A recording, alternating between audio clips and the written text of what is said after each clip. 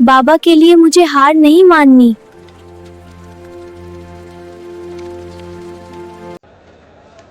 ये सब बेचकर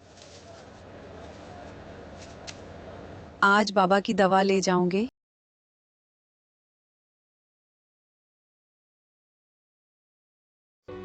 ये आखिरी पैसे हैं, बस बाबा को ठीक कर दो।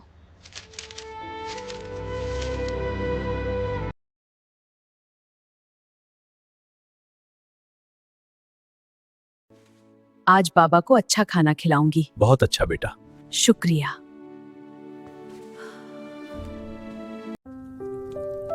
बाबा, आप ठीक हो जाएंगे ना?